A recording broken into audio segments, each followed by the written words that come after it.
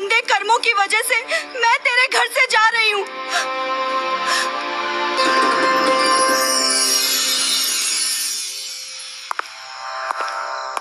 क्या आप जानते हैं, कुछ घर ऐसे होते हैं जहां मां लक्ष्मी कभी प्रवेश नहीं करती। हाँ, कुछ छोटी छोटी गलतियां ऐसी होती हैं जो लक्ष्मी जी को घर से दूर कर देती हैं, और जब वो घर छोड़ देती हैं तो वहां बसता है दुख, दर्द और दरिद्रता का साया। आज हम जानेंगे वो कौन से काम हैं जो मां लक्ष्मी को नाराज कर देते हैं, और कैसे एक स्त्री के कर्म तय करते हैं कि घर में सुख रहेगा या गरीबी। बहुत ही पुराने समय की बात है। एक छोटे से गांव में कुछ ही घर थे। चारों ओर खेत, कच्ची गलियां और मिट्टी की महक। गांव के बीचों बीच घर था सेठ रामदयाल का। रामदयाल कोई बहुत बड़ा जमींदार नहीं था, लेकिन मेहनती और ईमानदार आदमी था। गांव में सब उसे इज्जत से सेठ जी कहते थे। उसका अनाज का छोटा सा व्यापार था जो धीरे धीरे चल निकला था। सुबह सूरज निकलते ही वो काम पर निकल पड़ता, और शाम को थक कर घर लौटता तो उसकी पत्नी सुशीलाबाई उसे दरवाजे पर मुस्कान के साथ स्वागत करती। सुशीलाबाई बहुत ही शांत और संयमी स्त्री थी। चेहरे पर हमेशा सादगी झलकती थी। माथे पर छोटी सी बिंदी, साड़ी का पल्ला सिर पर। वो मानती थी कि घर की असली शोभा उसके सोने चांदी से नहीं, बल्कि सफाई और सच्चे मन से होती है। हर सुबह सूरज से पहले उठकर वो आंगन बुहारती, तुलसी पर जल चढ़ाती और फिर चूल्हे में फैला दिया जलाती। उसकी यही दिनचर्या थी, सादगी में भक्ति, भक्ति में अनुशासन। गांव की औरतें अक्सर कहती, सेठानी के घर में तो मां लक्ष्मी खुद रहती हैं। रामदयाल और सुशीलाबाई का एक ही बेटा था, अर्जुन। अभी बस 20 साल का नौजवान, लेकिन संस्कारों में पला बढ़ा। अर्जुन दिन भर पिता के काम में हाथ बंटाता और रात को मां के पास बैठकर उनकी बातें सुनता। वो मां से कहता, अम्मा, जब आप तुलसी के पास दिया जलाती हैं ना, लगता है सफाई और श्रद्धा होती है। बस उन्हें मानने वाला दिल चाहिए। समय बीतता गया। घर में सब ठीक चल रहा था, लेकिन किस्मत के खेल अजीब होते हैं। एक दिन सुशीलाबाई को हल्का सा बुखार आया। उन्होंने सोचा 2 दिन में उतर जाएगा, लेकिन वो बुखार दिन ब दिन बढ़ता गया। पहले थकान, फिर कमजोरी, और धीरे धीरे हालत ऐसी कि वो रसोई तक नहीं जा पाई। रामदयाल ने गांव के वैद्य को बुलाया। वैद्य जी ने नाड़ी देखी, कुछ जड़ी बूटियां दी, लेकिन असर नहीं हुआ। दिन पर दिन सुशीलाबाई की तबीयत बिगड़ती चली गई। घर का माहौल जो पहले हंसी और पूजा की ध्वनि से भरा रहता था, अब सन्नाटे से घिरने लगा। रामदयाल अक्सर रात को आंगन में बैठकर सोचता, क्यों अचानक ये सब हो गया? कहीं मेरी कमाई में कोई गलती तो नहीं, या हमने किसी का मन दुखाया हो? वो ऊपर आसमान की तरफ देखता और मन ही मन मां लक्ष्मी से कहता, मां, जो भी भूल हुई हो क्षमा करना। लेकिन जवाब में बस हवा की धीमी सरसराहट सुनाई देती। अर्जुन हर पल मां के पास रहता, उनके लिए काढ़ा बनाता, सिर दबाता, और धीरे धीरे ये समझने लगा कि घर की नींव मां ही होती है। सुशीलाबाई के बीमार पड़ते ही घर का सारा क्रम बदल गया था। जो रसोई हमेशा चमकती थी, अब वैसी नहीं रही। सफाई में ढिलाई आने लगी। पूजा भी कभी होती, कभी नहीं, जैसे फीकी पड़ गई। एक रात जब सेठ अपनी पत्नी के सिरहाने बैठा था, उसने कहा, सुशीला, मैं सोच रहा हूं अब अर्जुन की शादी कर दूं। सुशीलाबाई ने धीरे से आंखें खोली। इतनी जल्दी? अभी तो वो बच्चा है। रामदयाल ने कहा, अब वो बच्चा नहीं रहा, घर को संभालने वाला समय आ गया है, और मैं चाहता हूं कि जब तक तुम हो, नई बहू को अपने हाथों से देख लो। ये कहते कहते उसकी आवाज भारी हो गई। सुशीलाबाई ने कुछ पल सोचा, फिर बोली, अगर तुम्हें लगता है कि यही सही है तो कर दो। अगले ही दिन उसने तय कर लिया कि वो अपने बेटे के लिए एक सच्चरित्र और संस्कारी लड़की ढूंढेगा, जो घर को फिर से वैसे ही सजा दे जैसे उसकी पत्नी ने किया था। गांव में खबर फैल गई कि सेठ रामदयाल अपने बेटे अर्जुन के लिए बहू ढूंढ रहे हैं। चौपालों पर बैठे बुजुर्ग हों या कुएं पर बातें करती औरतें, सबके बीच यही बात घूम रही थी। कोई कहता, सेठ जी को बड़ी खानदान की बहू चाहिए होगी, तो कोई जवाब देता, नहीं, वो तो सादगी और संस्कारों वाले घर की लड़की ही पसंद करेंगे। धीरे धीरे यह बात पूरे इलाके में फैल गई। हर कोई जानता था कि सेठ रामदयाल अपने बेटे की गृहस्थी बसाने की तैयारी कर रहे हैं। रिश्तों की चर्चा शुरू हुई तो आसपास के गांवों से लोग सुझाव देने आने लगे। हर कोई अपने घर की बेटी की तारीफ करता। सेठ सबकी बातें सुनता, लेकिन हर बार उसके मन में एक ही बात घूमती, सौंदर्य या अमीरी से घर नहीं चलता, घर तो संस्कारों और संयम से बनता है। उसी दौरान उसका पुराना परिचित गोविंद जी मिलने आया। उसने कहा, सेठ जी, मेरे रिश्तेदार के घर एक लड़की है, नाम राधा, सीधी सादी, घर संभालने वाली और बड़ों का आदर करने वाली। मुझे लगता है वो आपके घर के लायक है। सेठ ने कहा, अच्छा, मैं जाकर देख आता हूं। अगले दिन सुबह वह अकेले ही निकल पड़ा। पहले के जमाने में पिता ही जाकर लड़की देखा करते थे। दोपहर तक सेठ उस गांव पहुंचा जहां राधा का घर था। घर सादा था, आंगन साफ और वातावरण में सादगी थी। राधा के पिता ने आदर से स्वागत किया। बातचीत के दौरान राधा पानी लेकर आई, सिर झुकाए, शांत और संस्कारी। सेठ ने मन ही मन कहा, यही है वो लड़की जिसमें घर बसाने की समझ है। उसी दिन सेठ ने वहीं पर रिश्ता पक्का कर दिया और कहा, अब बस शुभ दिन निकालिए, मैं अपनी बहू जल्द ही घर लाऊंगा। घर लौटकर उसने सुशीला बाई से कहा, मैंने लड़की देख ली, नाम राधा है, स्वभाव बहुत अच्छा है, सूरत में सादगी है, आंखों में आदर झलकता है। सुशीला बाई ने शांत स्वर में कहा, अगर तुम्हें मन से ठीक लगी है तो वहीं सही, लड़की वहीं अच्छी जो घर को अपनाए। सेठ ने सिर हिलाया, मन को सुकून मिला है, लगता है अब घर फिर से बस जाएगा। कुछ ही दिनों में रिश्ता तय हो गया। शुभ मुहूर्त निकला और दोनों घरों में खुशी की लहर दौड़ गई। समय बीता और शादी का दिन आ गया। सादगी से मगर पूरे रीति रिवाजों के साथ विवाह हुआ। राधा अब सेठ रामदयाल के घर की बहू बन चुकी थी। शादी को कुछ हफ्ते बीत चुके थे। घर में नई रौनक थी, सब कुछ जैसे फिर से जीवंत हो उठा था। राधा सुबह जल्दी उठती, आंगन में जल छिड़कती, तुलसी को प्रणाम करती और रसोई में मां अन्नपूर्णा का भोग तैयार करती। सुशीला बाई के चेहरे पर सुकून था। उन्हें लगता था जैसे घर में मां लक्ष्मी खुद आकर बस गई हूं। लेकिन जैसे जैसे दिन बीते, राधा की आदतें बदलने लगी। वो अब सुबह देर तक सोने लगी और कुछ ही दिनों में आंगन की सफाई का समय बदल गया। पहले सूर्योदय से पहले झाड़ू की आवाज आती थी, अब सूरज ऊंचा चढ़ आता था, तब भी आंगन में बिखरे पत्ते वैसे ही पड़े रहते। एक सुबह सुशीला बाई तुलसी पर जल चढ़ाने निकली तो देखा कि झाड़ू कोने में पड़ी है और राधा अभी तक नहीं उठी। वे कमरे में गईं और धीरे से बोली, बेटी, अब तो सूरज आंगन तक आ गया, उठ जा, घर की रौनक सुबह की सफाई से शुरू होती है। राधा ने उनींदी आंखें खोली और बोली, मां जी, आज बहुत नींद आ रही थी, बस थोड़ा और सोने दीजिए।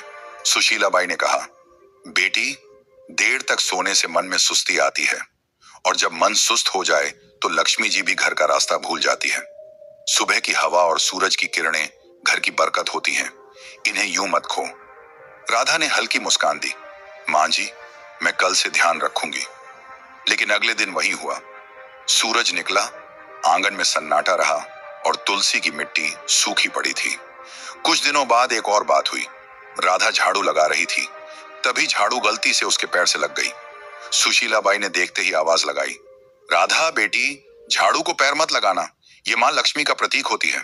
राधा ने हंसते हुए कहा, अरे मां जी, ये तो बस झाड़ू है, गलती से लग गया, अब इसमें क्या अपशकुन। सुशीला बाई ने झाड़ू उठाकर दीवार के पास रखते हुए बोला, बेटी, यही तो गलती है। जब इंसान छोटी बातों को हल्के में लेता है तब बड़ी बरकतें उससे रूठ जाती हैं। झाड़ू सिर्फ सफाई का औजार नहीं, ये लक्ष्मी जी का आशीर्वाद है जो गंदगी दूर करती है। राधा ने हल्के स्वर में कहा, मां जी, आप भी ना हर चीज को पूजा बना देती हैं। सुशीला बाई मुस्कुराई, मगर आंखों में चिंता उतर आई। धीरे धीरे राधा का ध्यान घर की सफाई और रसोई से हटने लगा। एक रात वह खाना बनाकर थक गई और झूठे बर्तन चूल्हे के पास ही छोड़कर सोने चली गई। आधी रात को जब सुशीला बाई पानी पीने उठी तो देखा कि रसोई में झूठे बर्तनों का ढेर लगा है। सुबह उन्होंने राधा से कहा, बेटी, रसोई मां अन्नपूर्णा का घर है, वहां गंदगी छोड़ना ठीक नहीं, रात की गंदगी से नकारात्मकता पनपती है। राधा ने कहा, मां जी, आप तो बस चिंता करती रहती हैं, मैं साफ कर दूंगी ना अभी। सुशीला बाई ने गहरी सांस लेकर कहा, बेटी, जो काम शाम का हो उसे सुबह तक टालना बरकत को टालना है। साफ रसोई से ही सुख का आरंभ होता है। राधा ने कुछ नहीं कहा, पर उसके चेहरे पर थकान और अनिच्छा साफ झलक रही थी। शाम का समय था, सूरज ढल चुका था और घर में दिया जलाने का वक्त था। तभी राधा ने झाड़ू उठाई और आंगन बुहारने लगी। सुशीला बाई ने तुरंत आवाज लगाई, राधा, शाम को झाड़ू नहीं लगाते बेटा, इस वक्त माँ लक्ष्मी घर में प्रवेश करती हैं। राधा ने बिना रुके कहा, माँ जी, जब दिन में वक्त नहीं मिलता तो शाम को ही सफाई करनी पड़ती है, इससे क्या फर्क पड़ता है? सुशीला बाई दरवाजे पर खड़ी होकर बोली, फर्क पड़ता है बेटी, शाम को झाड़ू लगाने से लक्ष्मी जी का आशीर्वाद बाहर निकल जाता है। बरकत सिर्फ कमाई से नहीं आती, आदतों से आती है। राधा ने झाड़ू एक ओर रख दी और बोली, माँ जी, मैं आपकी इज्जत करती हूँ, पर अब जमाना बदल गया है, लोग ये सब बातें नहीं मानते। सुशीला बाई ने शांत स्वर में कहा, बेटी, जमाना बदल सकता है लेकिन घर की नींव नहीं, जो परंपरा से जुड़ा रहे वही स्थिर रहता है। कुछ दिन बाद एक और घटना हुई। राधा ने खाना खत्म होने के बाद झूठे बर्तन चूल्हे के ऊपर रख दिए। जब सुशीला बाई ने देखा तो बोली, बेटी, चूल्हा माँ अन्नपूर्णा का आसन है, वहां झूठे बर्तन नहीं रखे जाते। राधा ने बिना ऊपर देखे कहा, माँ जी, मैं बस जगह की कमी से रख दिए थे, बाद में धो दूंगी। सुशीला बाई ने कहा, रसोई में पवित्रता सबसे जरूरी है, अगर चूल्हे पर गंदगी होगी तो लक्ष्मी जी की कृपा भी घट जाएगी। राधा ने मुस्कुराते हुए कहा, माँ जी, हर चीज में देवी ढूंढना बंद कीजिए, खाना तो मैंने बना ही दिया ना, अब थोड़ी देर में सब साफ हो जाएगा। सुशीला बाई ने कोई जवाब नहीं दिया। उनके चेहरे पर निराशा थी, मगर मन में अब भी उम्मीद थी कि शायद एक दिन राधा इन बातों का अर्थ समझ लेगी। धीरे धीरे घर का माहौल बदलने लगा। पहले जहां सुबह पूजा की घंटी बजती थी, अब सन्नाटा रहता था। तुलसी के पास मिट्टी सूख गई थी, दीपक बुझा रहता था। सुशीला बाई अब भी हर सुबह तुलसी के सामने खड़ी होकर कहती, हे माँ, इस घर पर अपनी कृपा बनाए रखना, मेरी बहू को सही समझ देना। लेकिन जैसे घर की रोशनी धीरे धीरे कम होती जा रही थी, सेठ रामदयाल अब चिंतित रहने लगा था।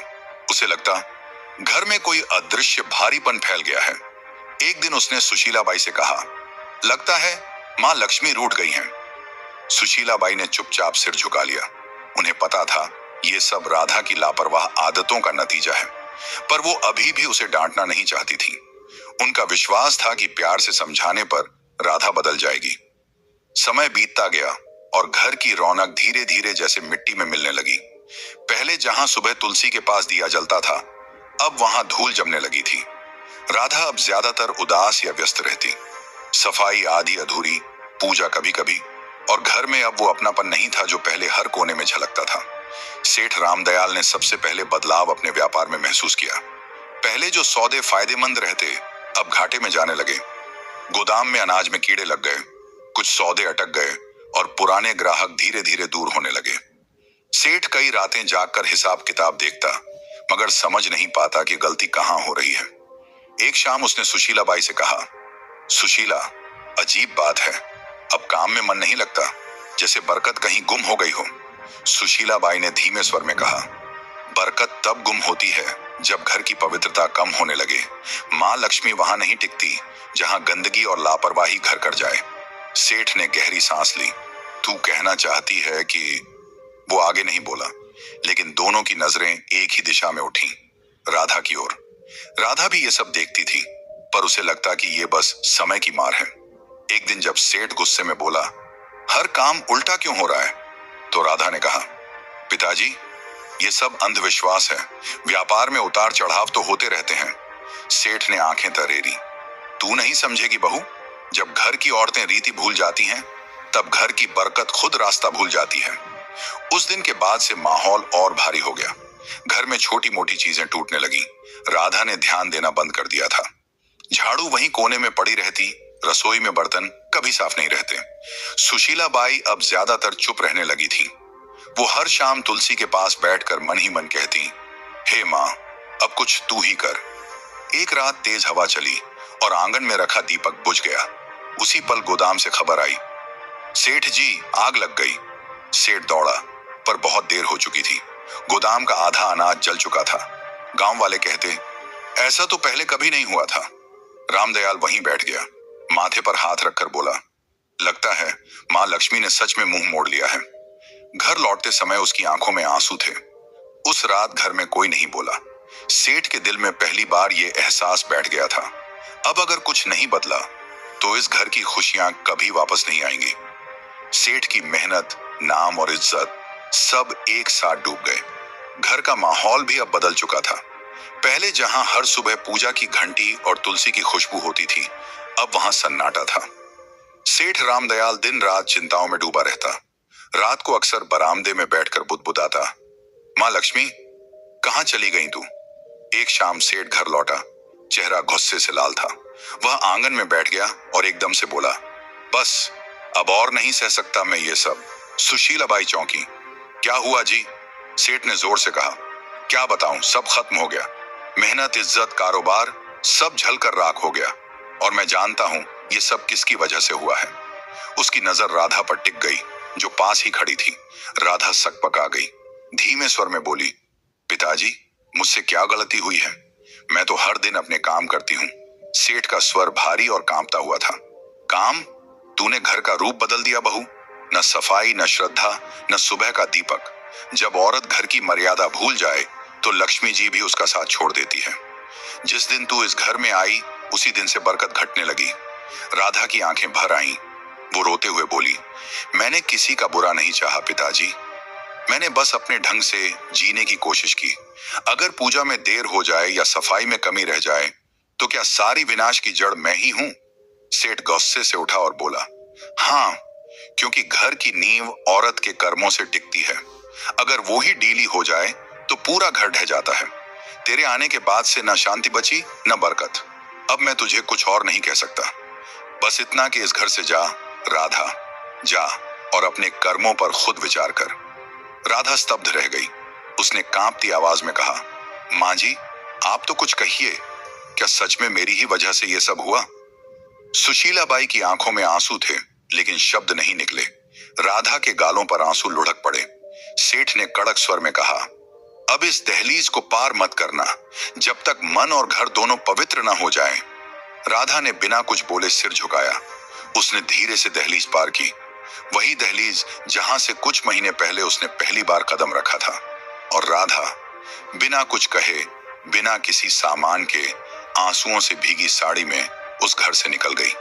कदम भारी थे, लेकिन मन में एक संकल्प जल रहा था। अब वो मां लक्ष्मी से क्षमा मांगेगी, चाहे इसके लिए उसे खुद को मिटाना ही क्यों न पड़े। रात ठंडी थी, रास्ता सुनसान। गांव से बाहर निकलते ही घना जंगल शुरू हो गया। पेड़ों की छांव में चांद की किरणें भी मुश्किल से पहुंचती थीं। वह एक पुराने बरगद के नीचे बैठ गई। आंसू रुक नहीं रहे थे, मगर भीतर एक अजीब सी दृढ़ता थी। उसने हाथ जोड़कर कहा, मां, जब तक आप दर्शन नहीं देंगी, मैं ना अन्न ग्रहण करूंगी ना जल। रात बीती, दिन निकला। भूख ने शरीर तोड़ दिया, पर उसका मन और मजबूत होता गया। तीसरे दिन जब सूरज ढलने को आया तो चारों ओर अचानक हल्की रोशनी फैलने लगी। राधा ने आंखें खोली। सामने सुनहरी आभा थी और उस आभा से निकला एक दिव्य स्वर, राधा। वह कांपते हुए उठी। मां लक्ष्मी, क्या सच में आप मेरे सामने हैं? मां लक्ष्मी मुस्कुराई। उनका चेहरा प्रकाश से भरा था। हाँ बेटी, मैं आई हूं। तेरा आह्वान सच्चा था। तेरी पश्चाताप ने मुझे यहां खींच लाया।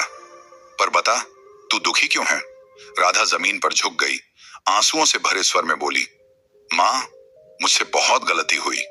मैंने आपकी परंपराओं को अनदेखा किया, सासू जी की बातों को पुरानी मान्यता समझा, और अब मेरे कारण सब नष्ट हो गया। कृपा कर बताइए मां, आखिर मैंने कौन कौन सी भूल की? मां लक्ष्मी का स्वर मधुर था लेकिन गंभीर। बेटी सुन, जब कोई स्त्री इन गलतियों को करती है तब मैं स्वयं उस घर से दूर चली जाती हूँ। फिर उन्होंने अपनी उजली हथेली उठाई और एक एक करके बताया। पहली गलती, उन्होंने कहा, जब कोई स्त्री झाड़ू को पैर से लगाती है तो वह मां लक्ष्मी का अपमान करती है, क्योंकि झाड़ू ही स्वच्छता और समृद्धि का प्रतीक है। दूसरी गलती, जब झूठे बर्तन चूल्हे पर रखे जाते हैं तो अन्न की देवी मां अन्नपूर्णा नाराज होती हैं। जहां अपवित्रता रहती है वहां मैं प्रवेश नहीं करती। तीसरी गलती, जब दहलीज पर बैठकर भोजन किया जाता है तो वह स्थान जो स्वागत और आशीर्वाद का होता है अशुद्ध हो जाता है। मैं दहलीज से लौट जाती हूँ। चौथी गलती, जब शाम के समय झाड़ू लगाया जाता है तो वो मेरे आगमन के समय मुझको ही घर से बाहर निकाल देता है। 5वीं गलती, जब स्त्रियां देर तक सोती हैं और सूरज के निकलने के बाद भी घर बंद रहता है तो आलस्य के कारण घर की ऊर्जा नष्ट होती है। मैं ऐसे घरों में नहीं ठहरती। 6ठी गलती, जब आंगन की सफाई नहीं होती तो वहां नकारात्मकता फैलती है और मैं वहीं से लौट जाती हूं जहां गंदगी देखती हूं। 7वीं गलती, जब झूठे बर्तन रात भर रसोई में पड़े रहते हैं तो वो अंधकार को बुलाते हैं और मैं ऐसे घरों से विदा ले लेती हूँ। 8वीं गलती, जब किसी के सामने दरवाजे को पैर या थोक से ठोका जाता है तो वो घर की मर्यादा को चोट पहुंचाता है। मैं वहां टिक नहीं सकती जहां आदर न हो। 9वीं गलती, जब घर में झगड़ा और कटुता रहती है तो मेरा स्वरूप जो शांति है वहां टिक नहीं सकता। 10वीं गलती, और जब स्त्रियां अपनी पूजा, सफाई और संयम को हल्के में लेती हैं तो वो खुद अपने हाथों से सुख के द्वार बंद कर देती हैं। माँ लक्ष्मी की आवाज धीमी हुई, याद रखो बेटी, मैं हमेशा वहीं बसती हूँ जहां स्वच्छता, श्रद्धा और सच्चा मन होता है। ये रीति नहीं, जीवन का संतुलन है। राधा की आंखों से आंसू रुक नहीं रहे थे। उसने कांपते हुए कहा, माँ, अब समझ गई, घर की रौनक सजावट से नहीं, आदर और पवित्रता से आती है। माँ लक्ष्मी मुस्कुराई, तूने गलती मानी है, अब तेरा घर फिर उजलेगा। जा बेटी, अपने ससुराल लौट जा, तेरे लौटते ही बरकत भी लौटेगी। इतना कहकर देवी का रूप धीरे धीरे प्रकाश में विलीन हो गया। राधा वहीं झुकी रही, हाथ जोड़कर बोली, माँ, मैं आपका वचन निभाऊंगी। अब इस जन्म में फिर कोई ऐसी भूल नहीं करूंगी। फिर उसने सिर उठाया, आंसुओं में मुस्कान थी और कदम गांव की ओर बढ़ा दिए। जैसे ही उसने दहलीज पार की, सुशीला बाई दौड़कर आई और आंसुओं के साथ बोली, राधा, तू लौट आई। राधा ने कहा, माँ जी, मैंने सब समझ लिया है। माँ लक्ष्मी घर में तभी बसती हैं जब सफाई, पूजा और श्रद्धा साथ हों। उसी दिन से घर में फिर रौनक लौट आई, व्यापार संभल गया और पूरे गांव में चर्चा होने लगी। सेठ जी के घर में माँ लक्ष्मी फिर से बस गई। दोस्तों, याद रखिए, जो स्त्रियां घर में गंदगी रखती हैं, देर तक सोती हैं, रसोई में झूठे बर्तन छोड़ती हैं, शाम को झाड़ू लगाती हैं, दहलीज पर बैठती हैं या सफाई को हल्के में लेती हैं, नहीं करती, मैं आपका वचन निभाऊंगी। अब इस जन्म में फिर कोई ऐसी भूल नहीं करूंगी। फिर उसने सिर उठाया, आंसुओं में मुस्कान थी और कदम गांव की ओर बढ़ा दिए। जैसे ही उसने दहलीज पार की, सुशीला बाई दौड़कर आई और आंसुओं के साथ बोली, राधा, तू लौट आई। राधा ने कहा, माँ जी, मैंने सब समझ लिया है। माँ लक्ष्मी घर में तभी बसती हैं जब सफाई, पूजा और श्रद्धा साथ हों। उसी दिन से घर में फिर रौनक लौट आई, व्यापार संभल गया और पूरे गांव में चर्चा होने लगी। सेठ जी के घर में माँ लक्ष्मी फिर से बस गई। दोस्तों, याद रखिए, जो स्त्रियां घर में गंदगी रखती हैं, देर तक सोती हैं, रसोई में झूठे बर्तन छोड़ती हैं, शाम को झाड़ू लगाती हैं, दहलीज पर बैठती हैं या सफाई को हल्के में लेती हैं, उस घर में कभी माँ लक्ष्मी प्रवेश नहीं करती। ऐसे घरों में सुख नहीं टिकता, बल्कि दरिद्रता और दुख का वास बन जाता है। माँ लक्ष्मी उन्हीं घरों में निवास करती हैं जहां स्वच्छता, सच्चाई और श्रद्धा हो।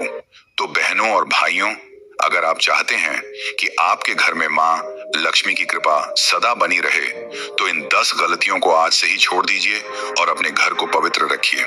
अगर आपको माँ लक्ष्मी और राधा की यह कहानी अच्छी लगी हो तो इस वीडियो को लाइक करें, अपने सभी दोस्तों और परिवार वालों के साथ शेयर करें और ऐसे ही आध्यात्मिक और प्रेरणादायक कथाएं सुनने के लिए हमारे चैनल को सब्सक्राइब करना बिल्कुल मत भूलिए और कमेंट में सब लोग जरूर लिखें, जय माँ लक्ष्मी।